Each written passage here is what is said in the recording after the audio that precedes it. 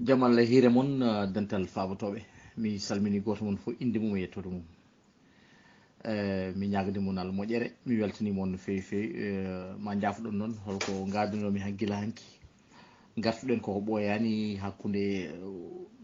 julde kadi ñamde e gueɗe mbaɗe noon ko ɗum waɗi kirɗen jolde e dingiral he mi salmini ceerno abasall moɗo soyno ɗo ceernam professeur Alassane Kalidou Ba salmini miñam Mamadou Aliou Ba e professeur El Hadj Ba bandiraɓe teltoɓe dingal ɓe fof calminama jurama en nanini ɗo namdal fatude Mamadou Dia oɗum jino addude hen seeɗa tan hunde par ce que fonno haalede hen fof ne wayno haalama ni kono kam ƴeewen tan haysoko seeɗa ko mbawɗen addude hen eyyi Mamadou Dia kam présentation o mboɗo sikki mataw enen fof eɗen gandi ɗum kam c'est basique par ce que yimɓe fof ne gandi Mamadou Dia ko homme politique wonno jibinaɗo juillet le 18 juillet 1910 to nokku no wiye Hombol Sénégal maayi 25 janvier 2009 gollino noon golle baɗɗe fayida e nder politique Sénégal ene wawi wiyede hande so tawi Sénégal wiyama indépendant kam seeɗa ko wiyete hen indépendant ko jaane jeeyaɓe e ɓe ganduɗa kañumen daari indépendance Sénégal gati nde indépendance Sénégal waɗi ko Dia jooɗoyi signini kayitaji pour Sénégal jeeya hoore mum wawa hankkadi wadde gueɗe mum ko Dia jooɗi signodiri on kayit Saint-Louis kañum e Michel Debré ɗum woni les accords de transfert de compétences ko Dia signini kayitaji accord de transfert de compétences donc so wiyama indépendance kam hay sinno wal jooje en holko kaali hen walla holko mbaɗi hen ene way tan no presque ko Dia woni kam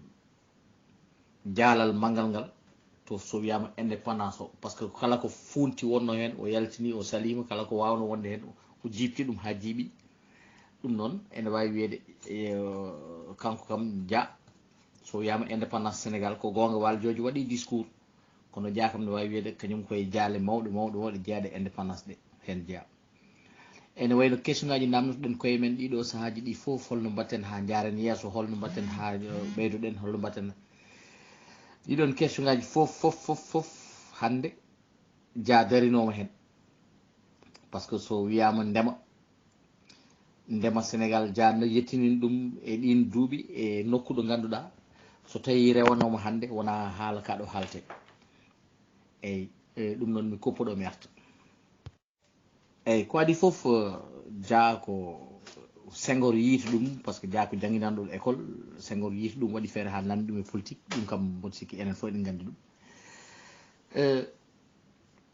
Dia ardi koye gonga mo ganduɗa ko kalten ɗo hande ko fof no neɗɗo foti waade no neɗɗo foti siforade no neɗɗo foti yiɗirde leydi mum yidde ƴellidde leydi mum gollade golle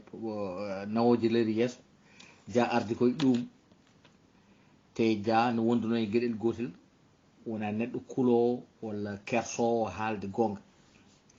te Dia fondi hoore mum tubakoɓe ɓen jangde makko ɗo tolni ɗo omo andi wona yimɓe ɓe ganduɗa omo ene jaari o hulla ɓe wallumo par ce que o ɗaminaki mabɓe hay batte e donc ɗum wonno différence hakkude Dia e Senghor Senghor noon kañum ko ɓadiɗo tubakoɓe e kala ko yahata ko tubakoɓe digtata ɗum ko fotata wadde ɗum waɗi Dia takkama gueɗe kewɗe hol haɓannoɓe e Dia par ce que gurdam Dia kam presque enen fof eɗen gandi jinmi arda tan koye essentiel o hol haɓannoɓe e Dia façon ngaji tati yimɓe ha heeɓi nayyi ne kaɓanno e Dia e les firmes de commerce internationaux ɗum woni wonnoɓe Sénégal enen jogui commerce aji ganduɗa gummoto ko leyɗele goɗɗe ene nan jiggo ɗum nande leydi en ha ko wayno Morel probléme en société ji ɓoyɗi nden ɗi nanannoɗen nden gonɗen sukaɓe Dia holko fuɗɗino fawde e dow mabɓe ko ganduɗa ɗum kadi welanoɓe e ɓenno ene jeeya e premier haɓoɓe e Dia te ɓen ko ɓen joguino Saint-Louis kam e Dakar e serenɓe mawɓe wonnoɓe ɗo e Sénégal yiitinnoɓe tigi tigi mi yiɗa rewde inde e holɗo ja hannunoɓe hankadi e affaire politique Sénégal o wi ceerno ko ceerno yo toppito ceernagal ko heddi ko politique yo ya haaju mum te ja ne yino façon no yimɓe jaggiri diine o ni par ce que ja ko neɗɗo jannguɗo wonno holno yiruno ene serti seeɗa e no waɗirte ni donc o wanno organisé o heɓani wadde ɗum taw o jaggama les assises sur l'islam au Sénégal o jogorno wadde ɗum hol groupe tataɓo personnel administration Sénégal personnel administration Sénégal somi haali ɗum sahande Sénégal heeɓi hade mum hebde indépendance député ji puɗɗi waɗede gueɗe mbaɗe noon e gueɗe kewɗe puɗɗino wadde e nder Sénégal ko wiyete des abus yimɓe yahannoɓe ne mbaɗa gueɗe ɗe mbaɗɗa ko hebbinde posuji men tan jahalaɓe men ko kewi ɗon hannde ko fuɗɗima guila nden nde jayi ɗum andi yahata fawi hen kuule ɓen noon alay saago gañam ɓen ko député ji ɗi e ministre uji e gueɗe mbaɗe noon ñamgol kalis leydi e gueɗe mbaɗe noon ñamale ɗe ganduɗa e banque uji ɗe ganduɗa ɗe joɓetake accire noon ko leydi yoɓata après ene wonde ƴettude société ji ɗi ganduɗa watta koye inde ɓiyum inde joom suudu mum walla gueɗe mbaɗe noon e wadde hen action ji ha hewta ko kalis leydi waɗi hen donc gueɗe mbaɗe noon o waɗi exigé ɗum foof yo waɗe remboursé ɗon aɗa andi ɓe gari o waɗi nouvelle politique arachidière affaire ndema ka e seeranɓe mawɓe ɗe gonno ɗo kañumen ko hen gurno donc kañumen jii wonde omo jogori bonnude gueɗe mumen ɓennene alay saago kaɓa e makko holko jogorno joƴƴindemo kanko e Senghor e laamu ngu e député ji e kamɓe fof ɓe jooɗo pour artirde ɗum ɗo ñande 20 décembre e nden hitande ɗo jaggade e 1962 Senghor ne andi kanko Dia o adi wiide ko so tawi mi yeddama ñande hen ko kalmi ko jaɓaka mi woppat politique fof mi woppat mi yaltat Senghor ne andi ñande hen ko ɓuro ɗum doole Senghor ɓaditi député ji ɓe wondi ɓe wiɓe jeehe mbaɗe motion de censure pour jeddon oɗo gouvernement mo Dia jogui beele Dia ne yana oɗo batu mo 20 décembre hayta wadde e nder ɗum kamɓe député ji Senghor ɗi wonduɓe Senghor ɓe ɓe pelliti wadde ɗum le 17 décembre hade 20 décembre mi koppuɗo mi arta ɓaade noon ɓe pelliti wadde ɗum 17 décembre Senghor waɗi erreur aji ɗiɗi Senghor ƴetti armée waɗi ɗum réquisitionné capitaine biyeteɗo Faustin Pereira kañum wonno chef paracommando wonoɓe Rufisque wi ɗumen mbaɗe descente sur Dakar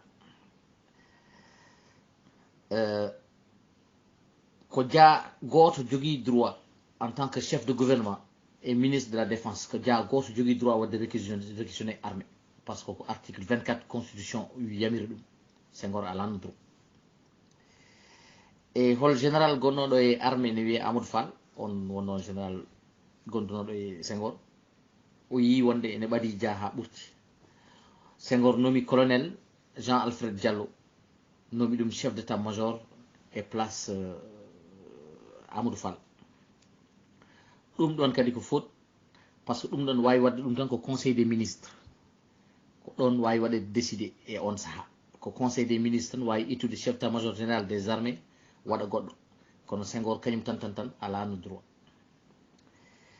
e on batu 17 décembre nde ɓe pelliti waɗa ɗum assemblée nationale ko Lamine Gueye wonno président assemblée Dia wi ɗum ɗon wonata parce que ɓeɗo goni koye bundude gueɗe makko te kanko le 20 omo felliti so joddima e Senghor en ko polowo ɗumen e haala. ñande hen o ƴetti kanko ko gendarmerie dia ɓe jeehi ɗon ñande hen Maguette Lo jaga, Moustapha Cissé jaga, Ablaye Fofana jaga, Ousmane Ngom jaga. hatta député ji nde nonki vodde toon assemblée ɓe taaroyi ɓe payi galle Lamine Gueye kañum wonno président assemblée ɓe gotoyi toon on motion de censure wonde dia hankadi gouvernement mum yo yan kamɓe député ji ɓe pelliti gouvernement o hankadi yo motion de censure ñande hen waɗa e ɓe pini janggo mum capitaine Faustin Préra nela yo ya jaggo ya dia e nder ɗum nde o jagga kanko dia bindowo mawɗo biyeteɗo Jean Paul Sartre, Pape Jean 23, François Mitterrand ɓen fof mbaɗi intervention pour yo dia woppe, mais Senghor no anno so woppi dia moƴƴani mum. Gueɗe kewɗe noon mbaɗi e nder ɗum hewɓe mbasi hen pital mumen, hewɓe jaggama hen, hewɓe hol rewe mumen hay Ablaye Wade oɗo e sa yi on saaha nden ko député ko avocat, sa yi nden ƴettaka toɗɗa tan ha watti feñde e gouvernement ji walla gueɗe mbaɗe noon, hol konngol haali konngol ngol rewi ɗum par ce que député biyeteɗo Moustapha Dramé on goto dari e nder tribunal kañum accusation mo dia waɗa o kañum wi ala hen, heddiɓe fof mbi ko yo dia jagge par ce que dia waɗi ni walla waɗi ni. Ablaye Wade wimo tu viens de rentrer dans l'histoire, ngol ɗon konngol ça a coûté cher à Ablaye Wade. ɗum waɗi Ablaye Wade toɗɗaka e on saaha dañde hay fonction goto mbaɗa important ko ma yeehi ha tampoyi waɗayi opposition ha ɗumin arti président mi koppuɗo mi arta eyyi ko fawti hen dia hakkude mum e CRM ɓe hol kalisaji guittennoon ne totte CRM ɓe te CRM ɓe mo beela wadde ministre hande foof jaggue jungo mum gaddi wi o ko neɗɗam ko almudam waɗete place dia salinomo ɗum ɗon foof ha CRM ɓe hewɓe hankadi natti welude makko. ko waɗa ɗum ko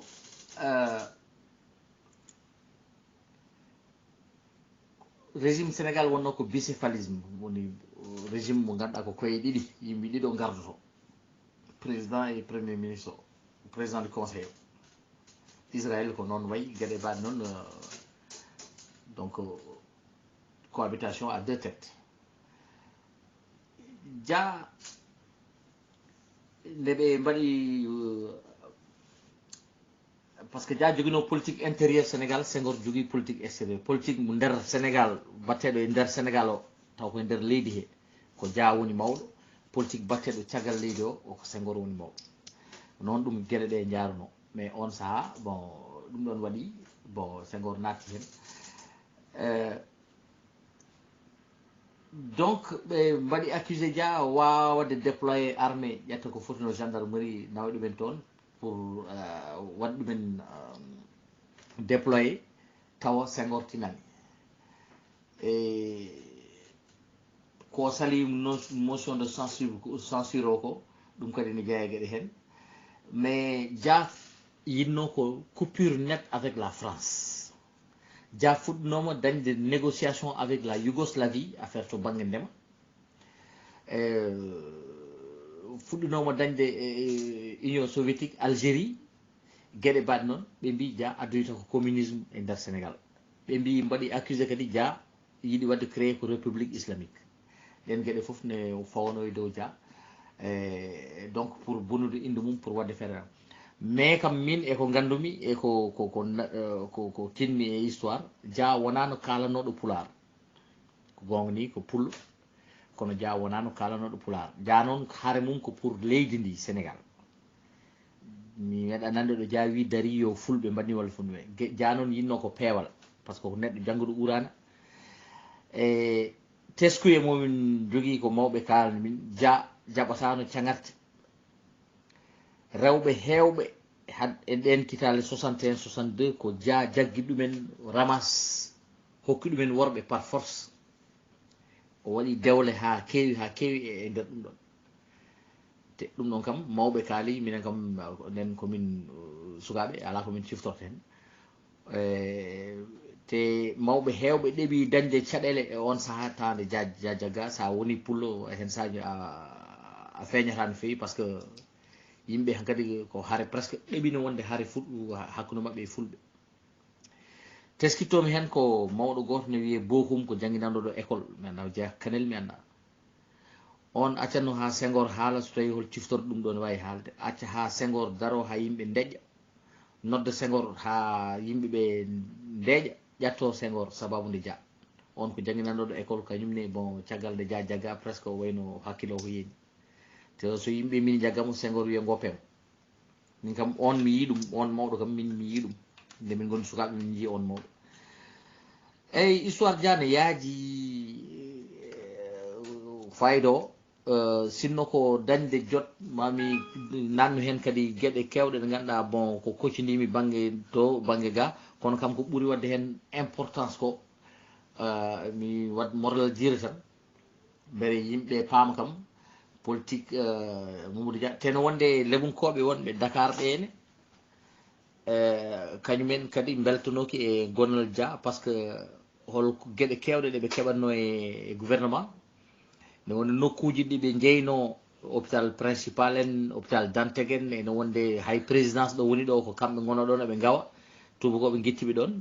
wayno luwas ni eɓe holkoɓe keɓatno e gueɗe mbaɗe noon hay jande ari ɗum ɗon fof wi ko ittat hay jobdele sernaɓe ɗum ɗo fof jawi ittat par ce que ɗum leydi yarata hon noon donc Dia ne hewno yimɓe ɓe ganduɗa wannoɓe opposé e mum ha gueɗe mbaɗe noon dal ɗum noon so tawi kadi namde no godi mi kuppuɗo ɗum ɗon wona seeɗa ko jubbunoɗen hen tan pour fayida o tan gurdam Mamadou Dia kam ko neɗɗo andi hen ko wona ɗum ko to banggue armé ga waɗi kadi mawɓe militaire en hewɓe bon sababude Dia kañumen ko nden dañi hen caɗele e on saaha noon fulɓe ne ɗon par ce que général Amadou Belali kañum wonno quartier kañum wonno aide camp Senghor bon Amadou Belali ene wayno presque on saaha en tant que capitaine bon kañum waɗi presque waɗi arrêté général Amadou Fall jaggama nden général Amadou Fall par ce que waɗama complicité wonde ne ɓaadi Dia e gueɗe mbaɗe noon nawa Gorée Sokoya toon donc ko Belali addanimo kayit wimo bon voilà a wiyama janggo ya arnotoɗa donc ari noti o jolnayi Saloum nawa Gorée Soka toon bon nden Jean Alfred Diallo fuɗɗi wonde chef d'état major armé on seeɗa tan ganduɗen hen bon ɗum noon en calmini bandiraɓe mboɗa andi kam bandiraɓe ɓuuri hen hewde kadi yajande e wawde andude gueɗe Dia eyyi ko ɗum tan jinɗen jubbude hen seeɗa on calminama on juurama noon bandiraɓe so tawi holko ciftormi kadi seeɗa mami artu eyyi ko wona ɗum ko Dia ko Senghor sokimo ko foof e ko woni toon ko foof ɓe ƴeewino wiide Senghor wino so tawi Dia jaaɓi ma yaltin ɗum prison kono noon alay saago acca politique jaabowol Dia nden ko o wi je préfère vivre libre en prison plutôt que d'être prisonnier d'or o wi ɓuranima ko wonde neɗɗo jeyɗo hoore mum to prison to que o yalta o wona prisonnier gaga bawol ga donc Dia jaɓani donc gandon o ko gorko par ce que vraiment o jaaɓi on souffrance wonde ɗum ɗon foof o jaɓani yaltude te nde o yalti o namni pour yiide Senghor nde o huccidiri e Senghor anda ko foti wiidemo o wimo o adi wiidemo ko mais Léopold tu ne m'embrasse pas a watta komo embrassé an a ɓuujatakomi e len gona sehilaɓe tu vois donc ça veut dire ko neɗɗo mo jaggano ɗum ɗo par ce que neɗɗo jafotoɗo et donc Dia ko c'était quelqu'un de très spécial donc ko mbiyeten hannde ko fof neɗɗo foti waade exemple o ko Dia Mamadou Dia franchement eyyi noon salmini on mi juurima on ɓeydude hen tan général Belali on saaha capitaine kañum wonno aide camp Senghor nde situation wuli hade 17 décembre général Belali mofti Senghor koye suudu ɗum ko deftere makko kanko windi o ƴeewoy général Amadou Fall wi ɗum yo ar yiyoya Senghor par ce que situation o dal sirani. Amadou Fall en tant que secrétaire major des armées wimo komi yahani kanko général Belali wi kanko goto yanade makko ko kanko wi yo général Amadou Fall yo soke ɗum ko kanko windi ɗum jungo makko deftere makko kanko général Belali. Donc ɗum ɗon fof koye histoire ɗum ɗo jeeya par ce que armée o dillino seeɗa en e on saaha